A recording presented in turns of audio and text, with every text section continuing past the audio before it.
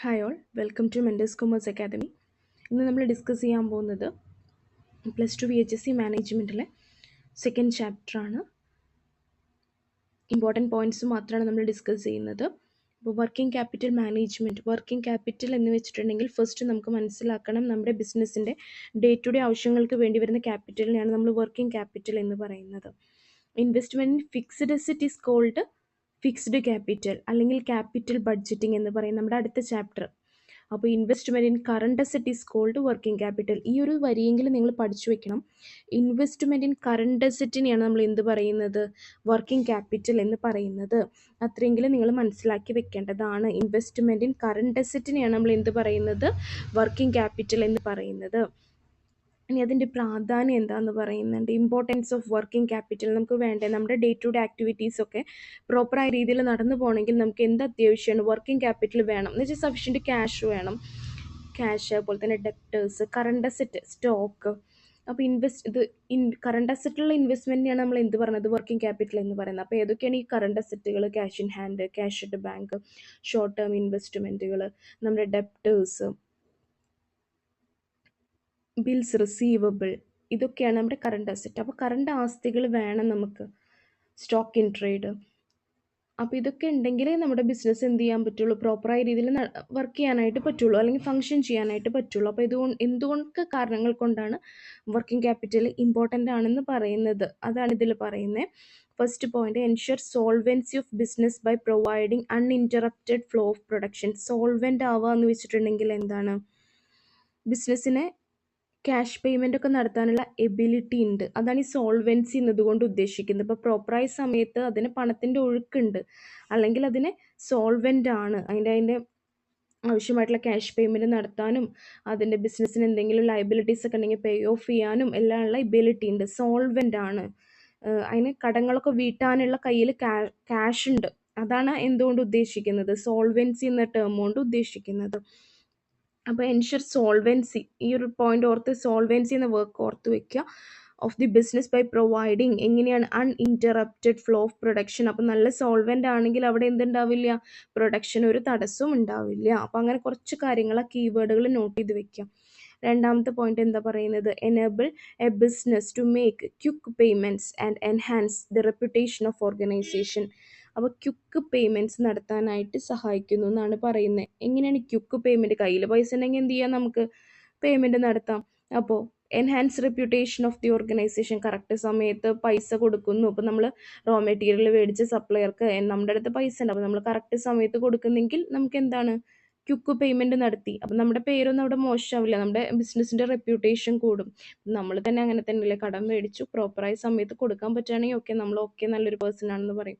ആ കടം മേടിച്ച പൈസ നമ്മൾ കൊടുക്കാണ്ടായി കഴിഞ്ഞാൽ നമ്മുടെ റെപ്യൂട്ടേഷൻ എന്തായി, അത് ബാധിച്ചു. അതുപോലെ തന്നെയാണ് ബിസിനസ്സിൻ്റെ കാര്യത്തിലും. അപ്പോൾ കീ പോയിന്റ്സ് ഒന്ന് യൂസ് ചെയ്ത് ഒന്ന് ഓർത്ത് വെക്കുക. അടുത്തത്, firm can buy goods with cash and there by get cash discount. ഇപ്പം നമ്മൾ ബൾക്ക് ആയിട്ട് പർച്ചേസ് ചെയ്യുന്ന സമയത്ത് കാശ് കൊടുത്തിട്ടാണ് മേടിക്കുന്നതെങ്കിൽ നമുക്ക് എന്ത് തരും, അവർ ഡിസ്കൗണ്ട് തരും.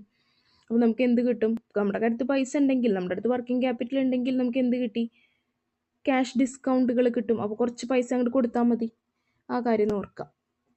അടുത്തത് എന്താ പറയുന്നത്, regular and speedy payment to employees claim will boost their morale and increase efficiency. ഇപ്പോൾ എംപ്ലോയീസിന് കറക്റ്റ് സമയത്ത് പൈസ കൊടുക്കുന്ന സ്ഥാപനം, അവർക്ക് കമ്മീഷൻ കൊടുക്കുന്നുണ്ട്, ബോണസ് കൊടുക്കുന്നുണ്ട്, അതിനൊന്നും ഇവർ വീഴ്ച വരുത്തുന്നില്ല.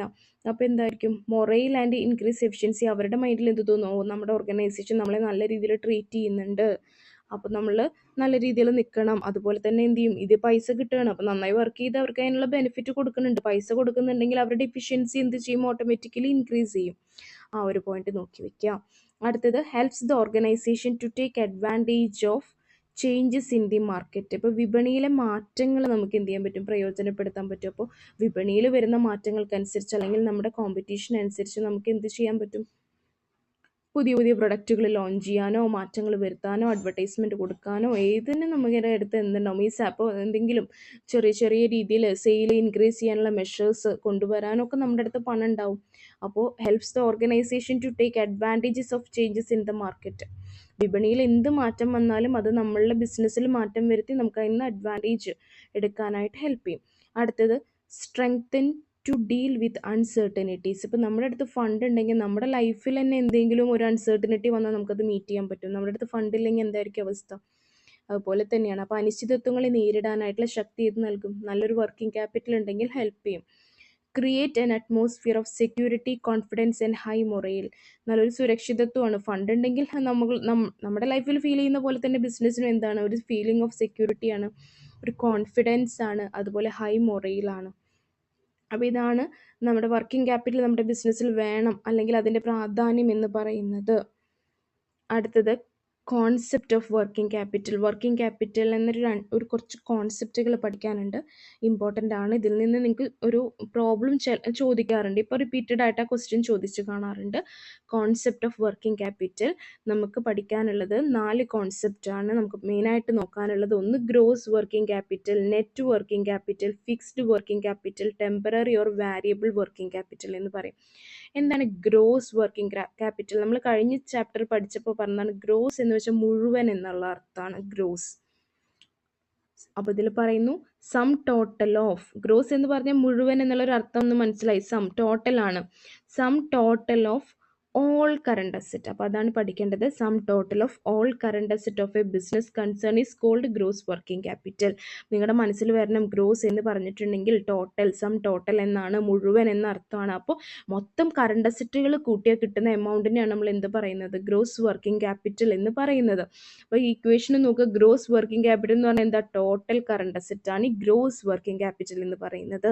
ഇപ്പം നമ്മുടെ ഒരു പ്രോബ്ലത്തിൽ ഒരു ബാലൻസ് ഷീറ്റ് തരും നിങ്ങൾക്ക്, എന്നിട്ട് ഗ്രോസ് വർക്കിംഗ് ക്യാപിറ്റൽ കാണാൻ പറയും. അപ്പോൾ നിങ്ങൾ എങ്ങനെയാണ് കണ്ടുപിടിക്കേണ്ടത്? അതിലുള്ള കറണ്ട് അസറ്റുകളൊക്കെ കൂട്ടുക. അസറ്റ് സൈഡിൽ കറണ്ട് അസറ്റുകൾ അറിയണം നമുക്കത്.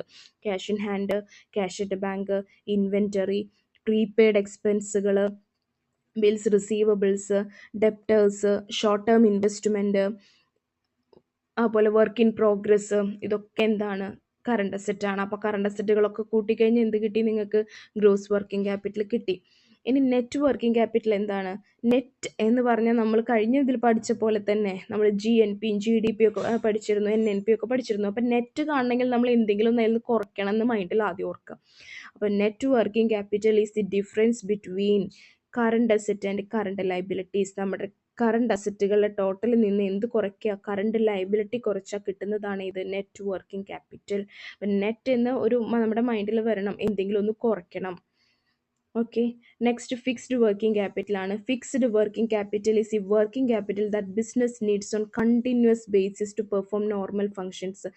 ഫിക്സഡ് ആണ് വർക്കിംഗ് ക്യാപിറ്റൽ എന്ന് വെച്ചിട്ടുണ്ടെങ്കിൽ എന്ത് വേണം, ഇപ്പം നമുക്ക് ഒരു മാസം വർക്ക് ചെയ്യണം, ഒരു മാസം നമ്മുടെ വീട് കഴിഞ്ഞ് പോകണമെങ്കിൽ ഇത്ര പൈസ നമുക്ക് എന്തായാലും ചിലവിന് വേണം.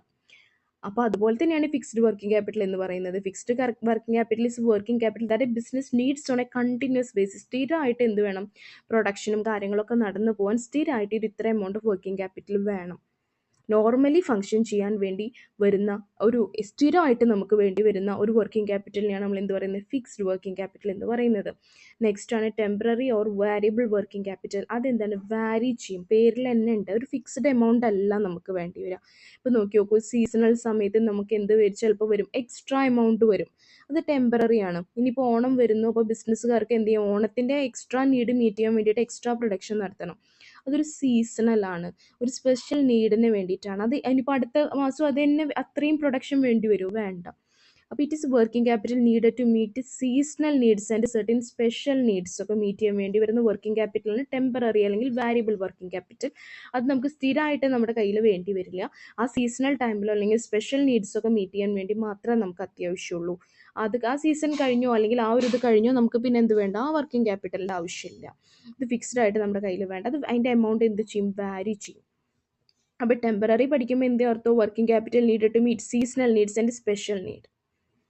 അത്രയും കാര്യങ്ങൾ ഓർത്ത് വയ്ക്കുക. നെക്സ്റ്റ് വരുന്നതാണ് നമ്മുടെ കോൺസെപ്റ്റ് ഓഫ് വർക്കിംഗ് ക്യാപിറ്റൽ പറഞ്ഞിരുന്നില്ലേ, അതിനൊന്ന് ഡീറ്റെയിൽ ആയിട്ടിവിടെ പറയുന്നുണ്ട്. പ്രോബ്ലം പോയിന്റ് ഓഫ് വ്യൂവിൽ നോക്കുകയാണ്. കറണ്ട് അസറ്റുകൾ ഏതൊക്കെയാണ്, current asset can be converted in to cash within 1 year. അപ്പോൾ കറണ്ട് അസറ്റ് എന്ന് വെച്ചാൽ അർത്ഥം എന്താണ്? ഒരു വർഷത്തിനുള്ളിൽ നമ്മുടെ കയ്യിൽ ക്യാഷ് ആക്കി മാറ്റാൻ പറ്റുന്ന അസറ്റുകളെ നമുക്ക് എന്ത് വിളിക്കാം? കറണ്ട് അസറ്റ് എന്ന് വിളിക്കാം. നിങ്ങളിതിൻ്റെ എക്സാമ്പിൾ നോക്കി വെക്കണം. കറണ്ട് അസറ്റുകൾ ഏതൊക്കെയാണ്? ഇൻവെൻറ്ററിയിൽ തന്നെയാണ് ഇത് വരുന്നത്? റോ മെറ്റീരിയൽ കാണും, അത് കറണ്ട് അസറ്റ് ആണ്. Work in progress current asset ആണ്. കൺസ്യൂമബിൾ സ്റ്റോഴ്സ് കറണ്ട് അസറ്റ് ആണ്. ഫിനിഷ്ഡ് ഗുഡ്സ് കറണ്ട് അസറ്റ് ആണ്. ഇനി sundry debtors, bills receivable, pre payments, നമ്മൾ മുൻകൂട്ടി പൈസ കൊടുത്തിട്ടുണ്ട്, സമയമായിട്ടില്ല നമ്മൾ പൈസ കൊടുത്തു, അതിനാണ് നമ്മൾ എന്ത് പറയുന്നത്? Pre payment. അത് അടുത്ത വർഷത്തേക്കുള്ളതാണ്, അല്ലെങ്കിൽ ഫ്യൂച്ചർ ഇയറിലേക്കുള്ളതാണ്, പക്ഷേ ഈ വർഷം തന്നെ കൊടുത്തു വെച്ചു. അപ്പോൾ പ്രീ പേയ്മെൻറ്റ് കറണ്ട് അസറ്റ് ആണ്. Short term investment current asset ആണ്. അക്രൂഡ് ഇൻകം, അവർ ഔട്ട്സ്റ്റാൻഡിങ് ഇൻകം, കിട്ടാനായിട്ടുണ്ട് നമുക്ക് കിട്ടിയിട്ടില്ല, അതിനെയാണ് നമ്മൾ എന്ത് പറയുന്നത്? അക്രൂഡ് ഇൻകം എന്ന് പറയുന്നത്. അതിൻ്റെ സമയമായിട്ടുണ്ട്, പക്ഷെ നമുക്ക് എന്ത് തന്നിട്ടില്ല? പൈസ നമ്മുടെ കയ്യിൽ കിട്ടിയിട്ടില്ല, അതിനെ നമുക്ക് എന്ത് പറയാം? Accrued or outstanding income. ശരിക്കും അത് ഈ വർഷത്തെയാണ്, അപ്പോൾ നമ്മുടെ കറണ്ട് അസറ്റ് ആണ്. ഓക്കെ, അപ്പോൾ ഈ നെക്സ്റ്റ് വരുന്നതാണ് എന്ത്? Current liability. കറണ്ട് ലൈബിലിറ്റീസ് എന്തായിരിക്കും? അപ്പോൾ കറണ്ട് അസറ്റ് എന്ന് വെച്ചാൽ ഒരു വർഷത്തിൻ്റെ ഉള്ളിൽ നമ്മൾ അടയ്ക്കേണ്ട, അല്ല, കയ്യിൽ ക്യാഷാക്കി മാറ്റാൻ പറ്റുന്ന അസറ്റുകളെ നമ്മൾ എന്ത് പറഞ്ഞു?